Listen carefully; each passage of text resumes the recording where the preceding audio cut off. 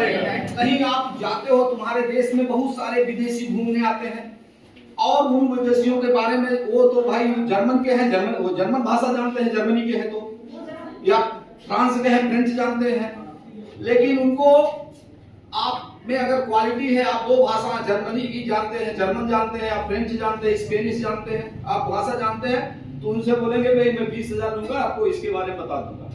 तो 10-20 हजार रुपए एक दिन का कमाई होती है, उनको वो पूरी जानकारी दे देते, दिन भर घुमाते हो, उनके साथ साथ रहते हो, 10-20 हजार लेते हो, तो चले गए अपने जगह।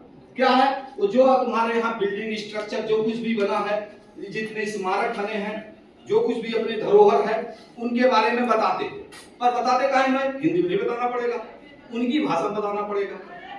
तो जो सीखा होता है, टूरिज्म का कोर्स किया होता है, उनको ये शब्द है कि उनकी हिंदी अंग्रेजी के अलावा एक आध भाषा अलग से जानना होता है, ठीक। तो जब वो भाषा सीख लोगे तो टूरिज्म के बारे में जानकारी हो जाएगी, तब तुम्हारा वो काम हो। और दूसरा ये जो बताया है, आपकी नौकरी लग सकती है एम्बेसी में। एम्बेसी होता है उच्चायुक्त होते हैं, जो दूसरे देशों के यहाँ ऑफिस होती है। जैसे आपको जाना है अमेरिका, या जाना है फ्रांस, जर्मनी, जापान, कहीं जाना है, तो उन देशों का ऑफिस अपने यहाँ होता है, या हमारे देश की ऑफिस उन देशों में होती है। तो वो आप अगर उस भाषा को जानोगे तो वहां नौकरी आपको लग जाएगी उस देश में, तो आप उस भाषा में वहां के लोगों को सहायता करेंगे, उस भाषा में बात करके।